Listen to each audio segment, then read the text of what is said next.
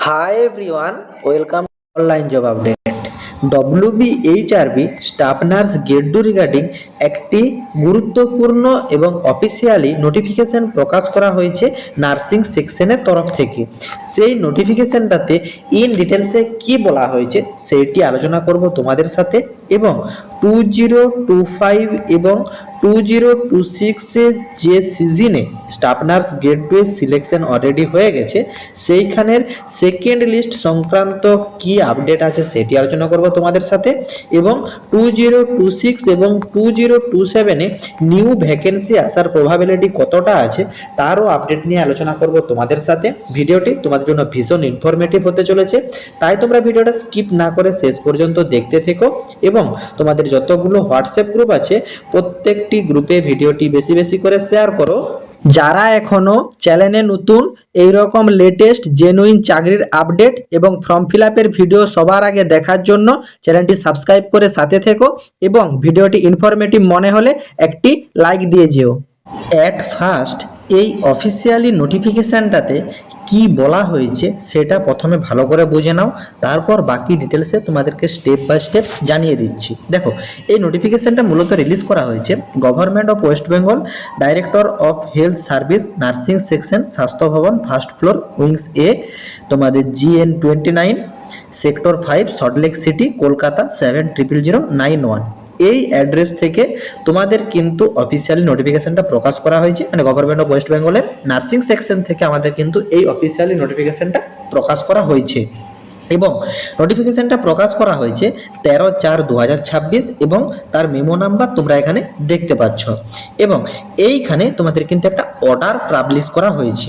এই অর্ডারে মূলত যেটা বলা হয়েছে, all the employ of the West Bengal general service nursing service, এই ওয়েস্ট বেঙ্গলের মেডিকেল ডিপার্টমেন্টে যারা জেনারেল সার্ভিস আছে তাদের, এবং নার্সিং সার্ভিসে যারা আছে তাদের, এবং মূলত যারা পূর্ববর্তীতে কাজ করছে তারাও, এবং যারা নিউলি জয়েন করেছে, মানে এই 2025 এবং 2026 সিজনে যেসব ক্যান্ডিডেটরা স্টাফ নার্স গ্রেড 2 এর জব পেয়েছে সেই ক্যান্ডিডেটদেরকেও জানানো হয়েছে government of West Bengal are hereby instructed to update their nursing database.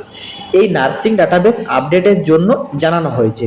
এগো পুরো নোটিফিকেশনটা শুনে নাও, তারপর নার্সিং ডাটাবেস কি, নার্সিং ডাটাবেসের কাজ কি, এবং এই নার্সিং ডাটাবেসের সঙ্গে 2026 এবং 2027 মানে নিউ রিক্রুটমেন্টের কতটা কি সম্ভাবনা জড়িয়ে আছে তারও আপডেট তোমাদেরকে স্টেপ বাই স্টেপ বুঝিয়ে দিচ্ছি।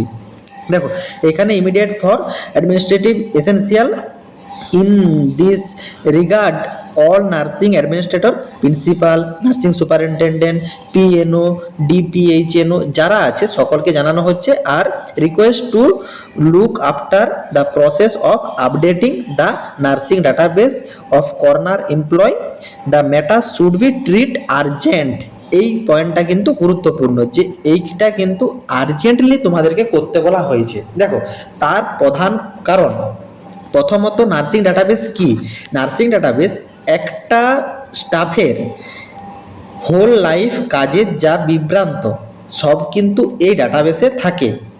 সে কোথায় এখন কাজ করছে, সেইখান থেকে তোমার ট্রান্সফার নিচ্ছে, যাবতীয় আপডেট তোমার কিন্তু এই ডাটাবেসেই সেভ করা হয়ে থাকে। নার্সিং ডাটাবেসের উপরই তোমাদের ট্রান্সফার, মিউচুয়াল ট্রান্সফার সমস্ত কিছু প্রসেসিং হয়ে থাকে। তো যেসব ক্যান্ডিডেটরা নিউ জয়েন করেছো তাদেরকে কিন্তু মাস্ট নার্সিং ডাটাবেস ক্রিয়েট করে আপডেট করে নিতে হবে, কারণ তোমরা যদি মিউচুয়াল ট্রান্সফার চাও বা তোমাদের জেনারেল ট্রান্সফার যে 3 ইয়ার পর পাওয়া যাচ্ছে সেটাও যদি চাও, যে কোনো প্রসেসিংয়ের জন্য তোমাদের কিন্তু ডাটাবেস মাস্ট লাগে।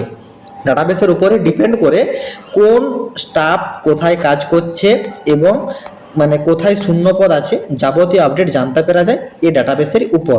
অতএব বোর্ড থেকে যখন একটা নতুন অর্ডার এপ্রিল মাসে তোমাদের কিন্তু প্রকাশ করা হয়েছে নার্সিং ডাটাবেস রিগার্ডিং, যে এটা কিন্তু আর্জেন্টলি তোমাদেরকে ডাটাবেস আপডেট করার জন্য জানানো হয়েছে, এবং এই নার্সিং ডাটাবেস কিন্তু প্রত্যেক বছরই প্রায় আপডেট করার জন্য বোর্ড বলে থাকে যে এটা সবসময় আপডেট থাকা দরকার, কারণ কারেন্ট পোস্টিং, কোথায় শূন্যপদ আছে, কোথায় মানে স্টাফ কম আছে, যাবতীয় আপডেট এই ডাটাবেস থেকেই সংগ্রহ করে বোর্ড এবং একটা ক্যালকুলেশন করে নিতে পারে যে কোথায় কতগুলো করে শূন্যপদ আছে।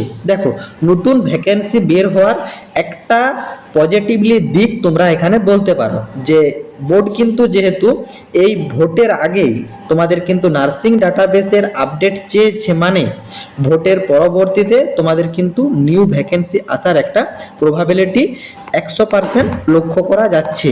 এবং তোমরা সকলেই জানো যে আজ বিগত 3 ইয়ার কোনো রিক্রুটমেন্ট না থাকার পর আমাদের কিন্তু টোটাল 6K এর মতন ভ্যাকেন্সিতে কিন্তু রিক্রুট করানো হয়েছে, যেটা কিন্তু স্টাফিংয়ের জন্য যথোপযুক্ত নয়। যেখানে তোমাদের 3 ইয়ারে 3K করে হলে টোটাল কিন্তু 3 ইয়ার মিলে 9K কিন্তু ভ্যাকেন্সি হওয়ার সম্ভাবনা ছিল, মানে হতে পারতো, সেটা কিন্তু অ্যাপ্রোপ্রিয়েট হতো। সেইখানে কিন্তু শুধুমাত্র 6K নেওয়া হয়েছে এবং তার পরবর্তীতেও আরেকটা ইয়ার কিন্তু অ্যাড হয়ে গেল। সেক্ষেত্রে তোমাদের কিন্তু ভ্যাকেন্সি একটা বড় রকমই ভ্যাকেন্সি আসার প্রবাবিলিটি যেটা আপডেট পাওয়া যাচ্ছে, এবং সেটা কিন্তু ভোটের পরই তোমাদের একটা ভ্যাকেন্সি আসার সম্ভাবনা আছে। এবং এই ডাটাবেস আপডেটের সময়তেই তোমার জানতে পারা যাবে, তোমরা বিগত 1 থেকে 2 সপ্তাহ আগে একটা ভিডিও আমি প্রোভাইড করেছিলাম, আমাদের যে নার্সিংয়ের ম্যাম আছে, ম্যাম নিজে জানিয়েছিল যে একটা সূত্রে জানা গেছে 150 থেকে 200 জনের মতন ক্যান্ডিডেট কিন্তু যারা এই 2025 এবং 2026 এর যে সিজন ছিল সেই সিজনে কিন্তু জয়েন করেনি। অতএব নার্সিং ডাটাবেস আপডেট হয়ে গেলে এই ক্যান্ডিডেটের ডাটা যদি আপডেট না থাকে তাহলেও কিন্তু একটা আপডেট পাওয়া যাবে যে তারা কিন্তু কোথায় যে শূন্য পদটা তারা দিতে পারবে তারও কিন্তু একটা প্রবাবিলিটি থাকছে। মানে অ্যাকচুয়ালি দেখতে গেলে নার্সিং ডাটাবেস আপডেটটা নতুন ক্যান্ডিডেটদের জন্য এবং পুরনো ক্যান্ডিডেটদের জন্য যতটা দরকারি, ঠিক সেই রকমই নতুন একটা ভ্যাকেন্সির ক্ষেত্রেও এই নার্সিং ডাটাবেস একটা ভালো দিক প্রকাশ পায়। অতএব তোমরা ওয়েট করো যে তোমাদের যে আপডেট, এই নার্সিং ডাটাবেস আপডেট হয়ে গেলে তোমাদের কিন্তু সেকেন্ড লিস্টে যে প্রবাবিলিটি থাকছে সেটাও কিন্তু তোমরা জানতে পারবে, এবং একটা নতুন ভ্যাকেন্সির যে আপডেট সেই ভ্যাকেন্সির আপডেটও কিন্তু ভোটের পরই তোমরা জানতে। আশা করি গভর্নমেন্ট অফ ওয়েস্ট বেঙ্গলের নার্সিং সেকশনের তরফ থেকে ডাটাবেস সংক্রান্ত যে অফিসিয়ালি নোটিফিকেশনটা প্রকাশ করা হয়েছে সেই নোটিফিকেশনটা কাদের উদ্দেশ্যে এবং কি কারণে প্রকাশ করা হয়েছে সেটাও তোমরা বুঝতে পারলে, এবং তোমাদের 2026 এবং 2027-এ তোমাদের নিউ ভ্যাকেন্সির প্রবাবিলিটি কতটা থাকছে সেটাও তোমাদের সাথে আলোচনা করলাম, এবং 2025 এবং 2026-এর যে রিক্রুটমেন্ট হয়েছিল সেই রিক্রুটমেন্টের সেকেন্ড লিস্টের যে সম্ভাবনা, সেই সম্ভাবনাও এই ডাটাবেসের উপর কতটা প্রভাব ফেলতে পারে সেটাও তোমাদের সাথে আলোচনা করলাম। আশা করি সমস্ত রকম পয়েন্টগুলো তোমরা ইন ডিটেলসে বুঝতে পেরেছো।